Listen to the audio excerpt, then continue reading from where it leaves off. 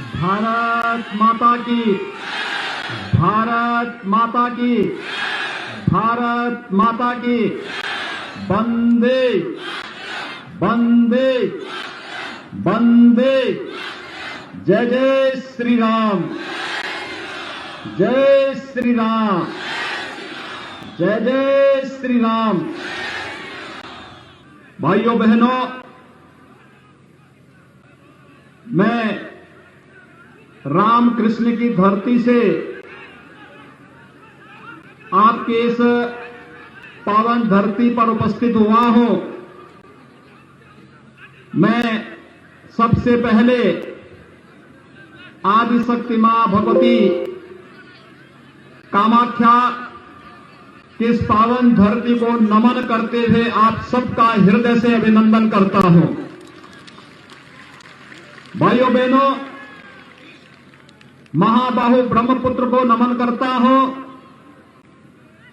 भारत की लाल नदी के रूप में विख्यात और असम के सुख दुख, समृद्धि और यहां की सभ्यता संस्कृति की वाहक महाबाहु ब्रह्मपुत्र, जो यहां के सपनों को, यहां की आकांक्षाओं को और असम की सच्चाई का संवाहक भी है, इन सब की प्रतीक महाबाहु ब्रह्मपुत्र को नमन करते हुए भारत रत्न भूपेन हजारिका ने अपने एक प्रसिद्ध गीत में महाबाहु ब्रह्मपुत्र महामिलनोर तीर्थ, इस भाव के साथ इसकी महिमा का गान किया है।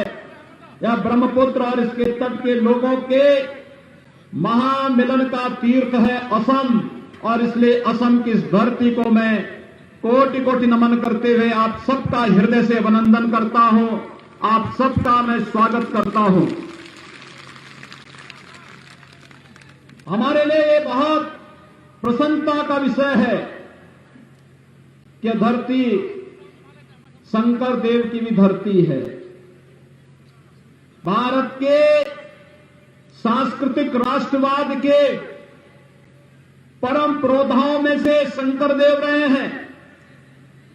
शंकर देव के कारण ये धरती बच पाई थी, अन्यथा कांग्रेस की अगर कूटनीति चलती और कांग्रेस का षड्यंत्र सफल होता तो यह धरती भी उसी प्रकार से भारत के लिए खतरा पैदा कर देती, जैसे घुसपैठियों ने बहुत सारे क्षेत्रों में कांग्रेस की तुष्टीकरण के नाते आज राष्ट्रीय सुरक्षा के लिए खतरा पैदा कर दिया था।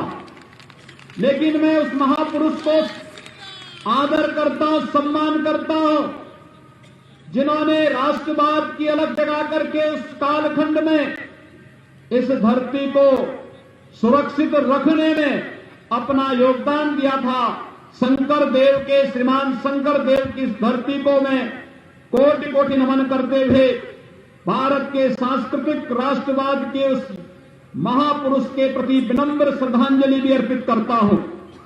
भाइयों बहनों, शंकर देव ने हमें, श्रीमान शंकर देव ने हमें घुसपैठ की समस्या के प्रति सचेत किया था, और इसलिए कांग्रेस शंकर देव को कभी बर्दाश्त नहीं कर पाई, क्योंकि कांग्रेस की नीति विकास नहीं, कांग्रेस की नीति समृद्धि नहीं, कांग्रेस की नीति आप सबकी खुशहाली कभी नहीं रही।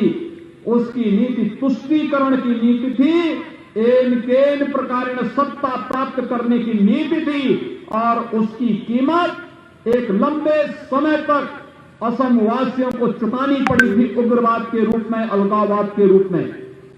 मैं अभिनंदन करूंगा आप सबका कि आपने पिछली बार भी भारतीय जनता पार्टी को समर्थन देकर के आदरणीय प्रधानमंत्री नरेंद्र मोदी जी के नेतृत्व पर विश्वास किया था, और श्री सर्वानंद सोनोवाल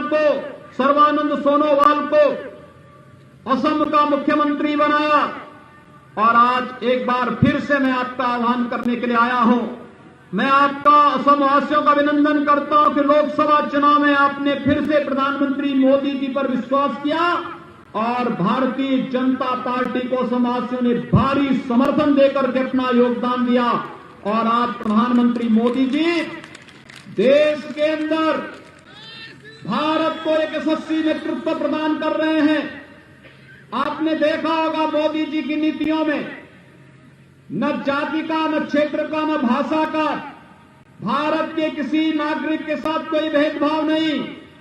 विकास सबका, सबका साथ, सबका विकास, सबका विश्वास के भाव के साथ सरकार कार्य कर रही है, लेकिन तुष्टीकरण किसी का नहीं।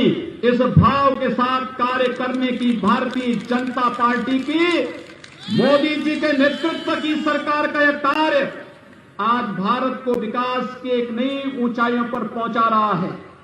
भाइयों बहनों, हमारा पूर्वोत्तर भारत विकास की आस देखता रहता था।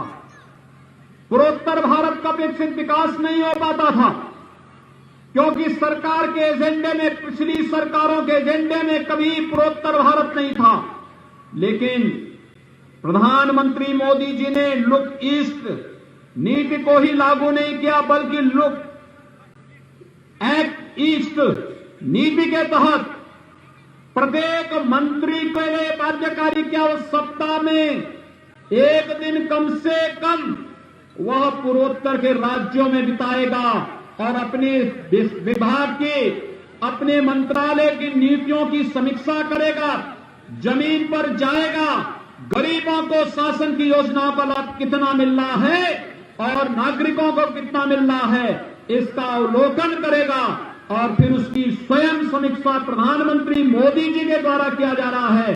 आज इसका परिणाम असम समेत पूरा पूर्वोत्तर भारत अष्ट सिद्धि के रूप में 8 राज्य विकास की जिन नई ऊंचाइयों को छूते हुए दिखाई दे रहे हैं, ये सचमुच अभिनंदनीय है। मैं प्रधानमंत्री मोदी जी का इसके लिए हृदय से अभिनंदन करता हूं, उनका स्वागत करता हूं। भाइयों बहनों, जब यशस्वी नेतृत्व किसी देश को प्राप्त होता है तो हर एक क्षेत्र में देश को यशस्वी नेतृत्व प्रदान करता है। विगत 1 वर्ष पूरी दुनिया के लिए, पूरे भारत के लिए कोरोना की महामारी के रहे हैं। आपने देखा होगा कोरोना महामारी के कारण प्रधानमंत्री मोदी जी के नेतृत्व में जो पूरे देश के अंदर एक विश्वास जागृत हुआ, गरीबों को मुफ्त में खाद्यान्न उपलब्ध कराना प्रधानमंत्री कल्याण गरीब पैकेज के माध्यम से और आत्मनिर्भर भारत की जिस परिकल्पना को साकार किया है प्रधानमंत्री मोदी जी ने, आज वह एक नए भारत, भव्य भारत की तस्वीर हम सबके सामने प्रस्तुत करता है, जो वह भारत दुनिया की एक महाताकत बनने की ओर अग्रसर है। आपने भाइयों बहनों अभी हाल ही में अमेरिका के राष्ट्रपति बाइडेन के वह वक्तव्य सुना होगा जिसमें उन्होंने प्रधानमंत्री मोदी जी का अभिनंदन किया है, जिसमें उन्होंने कहा है कि भले ही कोरोना से प्रबंधन किसका कैसा रहा यह समय बताएगा, लेकिन प्रधानमंत्री मोदी जी के प्रबंधन का लोहा दुनिया ने माना है। और यही नहीं, अपने देश के नागरिकों के लिए 2 वैक्सीन एक साथ देने का कार्य भी प्रधानमंत्री मोदी जी ने किया और न केवल भारत को बल्कि भारत के मित्र देशों को बचाने का कार्य भी भारत के कोरोना वैक्सीन के माध्यम से प्रधानमंत्री मोदी जी ने किया है। भाइयों बहनों, आज एक बार फिर से हम सबको मोदी जी के नेतृत्व में जैसे कोरोना प्रबंधन का बेहतरीन कार्य भारत के अंदर हुआ है, वैसे ही हम लोगों को एक बार फिर से न केवल कोरोना के खिलाफ इस लड़ाई को जीत के अंतिम लक्ष्य तक पहुंचाना है, बल्कि कोरोना के खिलाफ जैसे विजयी असम के लोग बने हैं, ऐसे ही इस चुनाव में भी, विधानसभा के चुनाव में भी हम सबको भारतीय जनता पार्टी के नेतृत्व में, प्रधानमंत्री नरेंद्र मोदी जी के नेतृत्व में जो कार्य पूरे देश के अंदर चल रहे हैं, डबल इंजन की सरकार के लिए असम के अंदर भारतीय जनता पार्टी आवश्यक है। यही आह्वान करने के लिए आज मैं आप सबके बीच में यहां पर उपस्थित हुआ हूं। भाइयों बहनों, मेरे लिए यह धरती इसलिए भी अत्यंत पूज्य है क्योंकि इस धरती ने महान साहित्यकार दिए हैं। पद्मकांत नाथ इसी धरती में पैदा हुए थे। असमी साहित्य के महान साहित्यकार थे। डॉक्टर सर्वानंद देव गोस्वामी और खेल जगत से जुड़े हुए कमल दत्त होजाई भी इसी धरती पर पैदा हुए थे। हम सबको अपनी इन विभूतियों पर गौरव की अनुभूति करनी चाहिए। इन्होंने देश और दुनिया के अंदर न केवल होजाई का बल्कि असम के नाम को एक नई ऊंचाई देने का कार्य किया था और इन विभूतियों के कारण ही आज असम अपनी सभ्यता, अपनी संस्कृति, अपनी परंपरा, अपनी समृद्धि और यहां का नौजवान अपनी ऊर्जा और अपनी ओजस्विता के लिए देश और दुनिया में पूरे सम्मान के साथ आज उसे हर जगह सम्मान प्राप्त हो रहा है। इसके पीछे इस धरती पर पैदा होने वाले महापुरुषों का योगदान रहा है।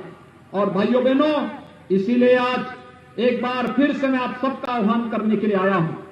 यह देश वर्तमान में प्रधानमंत्री मोदी जी के नेतृत्व में जिस मजबूती के साथ आगे बढ़ रहा है, आपने देखा होगा विगत 6 वर्षों के दौरान प्रधानमंत्री मोदी जी के नेतृत्व में भारतीय जनता पार्टी की सरकार ने विकास की योजनाओं को हर एक नागरिक तक पहुंचाने में किसी प्रकार की कोई कोताही नहीं की। हमने किसी की जाति, किसी का मत, किसी का मजहब, किसी की क्षेत्र, किसी की भाषा को नहीं देखा। हमने तो कहा सबका साथ, सबका विकास। प्रधानमंत्री आवास सबको मिलेगा। उज्ज्वला योजना में रसोई गैस का कनेक्शन सबको प्राप्त होगा। उजाला योजना के अंतर्गत एलईडी बल्ब ये सबको प्राप्त होगा। सौभाग्य योजना के माध्यम से हर घर बिजली देने का काम होगा और जल जीवन मिशन के अंतर्गत हर घर नल के माध्यम से सबको शुद्ध पेयजल की आपूर्ति करने का कार्य भी करेंगे। यह प्रधानमंत्री मोदी जी ने किया। आयुष्मान भारत के अंदर हर नागरिक को 5 लाख रुपए की स्वास्थ्य बीमा का कवर देने का कार्य भी करेंगे और प्रधानमंत्री कृषि सिंचाई योजना के माध्यम से हर खेत को पानी पहुंचाने का कार्य भी करेंगे। ये प्रधानमंत्री मोदी जी की योजना का हिस्सा है। इसमें कहां जाती है, यहां पे कहां मत और मजहब की बात आती है? यहां पे तो विकास सबका, योजनाओं का लाभ सबको, एक नीति के तहत विकास की योजनाओं को घर घर, गांव गांव तक पहुंचाने का कार्य क्या करने का जो प्रयास हुआ है, आज भाइयों बहनों वो हर एक क्षेत्र में देखने को मिल रहा है।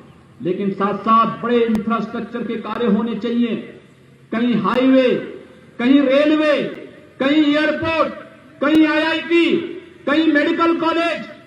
और मुझे प्रसन्नता है इस होजाई विधानसभा क्षेत्र में भी एक नए मेडिकल कॉलेज के निर्माण की स्वीकृति को यहां के माननीय मुख्यमंत्री श्री सोनोवाल जी ने यहां के लिए स्वीकृत किया है।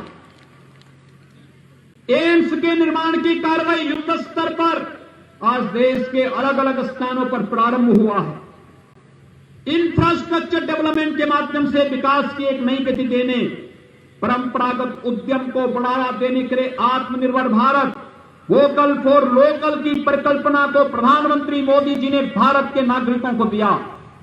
लेकिन साथ साथ भाइयों बहनों, आप याद करिए, हम कश्मीर के लिए लड़ा करते थे, कहा करते थे एक देश में 2 प्रधान, 2 विधान, 2 निशान नहीं चलेंगे, नहीं चलेंगे। 1952 में कांग्रेस ने तुष्टीकरण की नीति को पोषक करते हुए भारत के संविधान में धारा 370 डाल करके कश्मीर को आतंकवाद के हवाले कर दिया था और बंगाल की धरती पर पैदा होने वाले डॉक्टर श्यामा प्रसाद मुखर्जी ने तब उद्घोष किया था, एक देश में 2 प्रधान, 2 निशान और 2 विधान नहीं चलेंगे। डॉक्टर श्यामा प्रसाद मुखर्जी के सपने को साकार किया है प्रधानमंत्री मोदी जी ने और गृह मंत्री अमित शाह जी ने। कश्मीर में धारा 370 को समाप्त करके आतंकवाद की ताबूत पर अंतिम कील ठोकने का कार्य भी किसी ने किया, प्रधानमंत्री मोदी जी ने किया है। आज भाइयों बहनों, होजाई के लोग भी, अगर होजाई का नौजवान भी अगर चाहेगा, कश्मीर में जाकर के जमीन खरीद सकता है, वहां निवास कर सकता है, कोई आपको रोक नहीं सकता है। लेकिन कांग्रेस ने पाबंदी लगाई थी कि होजाई या असम का नागरिक जम्मू कश्मीर में जमीन नहीं खरीद सकता। और तो और, मैं जब भी जाता हूं, आज प्रातःकाल मुझे मां कामाख्या का दर्शन करने का सौभाग्य प्राप्त हुआ था। मैं जैसे ही मंदिर परिसर में पहुंचा, मैंने वहां प्रणाम किया, तब तक मुझे चारों ओर से एक नारा सुनने को मिला। मां कामाख्या देवी के प्रति लोगों के मन में अपार श्रद्धा का भाव है। पूरा देश बड़ी श्रद्धा के साथ यहां पर आकर के मां का अनुष्ठान करता है, उनसे शक्ति अर्जित करता है। लेकिन साथ साथ जैसे मंदिर परिसर में गया था, मुझे एक ही आवाज सुनाई दी थी, और हर एक मुंह से, बच्चे हो, नौजवान हो, महिलाएं हो, पुरुष हो, बुजुर्ग हो, किसी भी उम्र का व्यक्ति एक ही बात कहता था, जय श्री राम, जय श्री राम का। भाइयों बहनों, ये हमारा एक संबोधन है। राम हमारा संबोधन है, हमारा शिष्टाचार है, हमारी सभ्यता है, हमारी संस्कृति है, हमारा राष्ट्र का प्रतीक है, और हमारी सभ्यता और संस्कृति के साथ साथ हमारे पुरोधा भी हैं। भारतीय सभ्यता और संस्कृति के परम पुरोधा है। उन्होंने भारत को एक दिशा दी है, भारत के सांस्कृतिक राष्ट्रवाद की नींव की आधारशिला रखी है। राम के बगैर भारत का काम चल ही नहीं सकता है, और राम पर भारत का हर वासी बच्चा बच्चा गौरव की अनुभूति करता है। भाइयों बहनों, हम लोग कहा करते थे कि रामलला हम आएंगे, मंदिर वहीं बनाएंगे, यही बोलते थे ना। असम का नौजवान भी जाता था तो यही बोलता था, रामलला हम आएंगे, मंदिर वहीं बनाएंगे।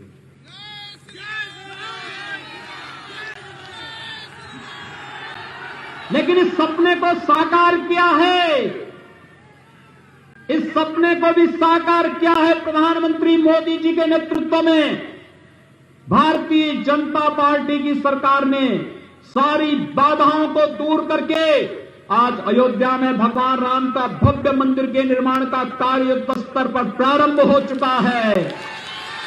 और मैं अभिनंदन करूंगा असम वासियों का कि भाइयों बहनों, अभी राम मंदिर निर्माण के लिए जो निधि समर्पण की योजना थी, उसमें असम के नागरिकों ने भी बहुत अच्छा योगदान किया है। मैं इसके लिए आपका अभिनंदन करता हूं, आपका आभार व्यक्त करता हूं।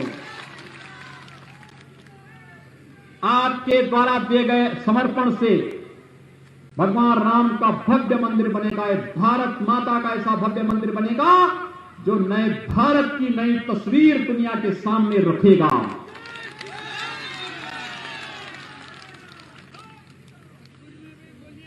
प्रधानमंत्री मोदी जी के नेतृत्व में ट्रिपल तलाक पर भी पूरी तरह पाबंदी लगा दी गई है। अब 3 तलाक कह करके कोई नारी गरिमा के साथ ठेस नहीं पहुंचा सकता है। 3 तलाक की बात करेगा तो जेल के अंदर भारत की जेलें उसका इंतजार करेंगी। ये सुरक्षा देने का कार्य भी बहन और बेटियों को किसी ने किया है, प्रधानमंत्री मोदी जी ने किया है। और भाइयों बहनों, अगर दुश्मन देश भारत के अंदर घुसपैठ करके भारत के अंदर किसी प्रकार की कोई गुस्ताखी करेगा तो एयर स्ट्राइक और सर्जिकल स्ट्राइक का काम भी प्रधानमंत्री मोदी जी के नेतृत्व में भारत के बहादुर जवानों ने करके दिखाया है। सरकार तो ऐसी ही चाहिए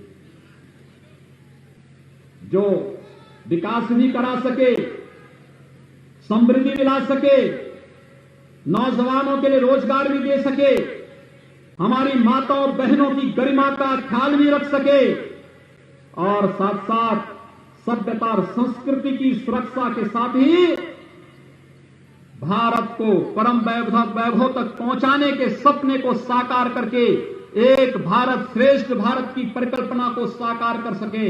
और यह कार्य प्रधानमंत्री मोदी जी के नेतृत्व में पूरे भारत के अंदर चल रहा है।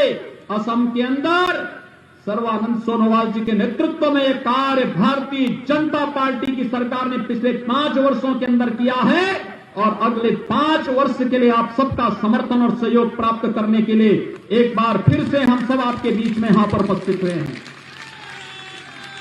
और इसके लिए मैं आप सबसे आह्वान करूंगा, होजाई से भारतीय जनता पार्टी ने श्री रामकृष्ण घोष को अपना प्रत्याशी बना करके आपके बीच में भेजा है और श्री शिबू मिश्रा को लालडिंग से भी भारतीय जनता पार्टी ने अपना प्रत्याशी किया है। भाइयों बहनों, ये दोनों प्रत्याशी हैं, इन दोनों प्रत्याशियों को आपने पहचान लिया है ना? इनको समर्थन देंगे? मेरे साथ हाथ उठा करके बोलेंगे, दोनों हाथ उठा करके, जहां तक मेरी आवाज जा रही है दोनों हाथ उठाएंगे, बोले जय जय श्री राम, जय जय श्री राम, जय जय श्री राम। कमल चुनाव चिन्ह पर भारतीय जनता पार्टी के समर्थन में भारतीय जनता पार्टी के प्रत्याशियों को भारी बहुमत से विजयी बनाने की अपील करते हुए मैं आप सबका अभिनंदन करता हूं। धन्यवाद। जय श्री राम।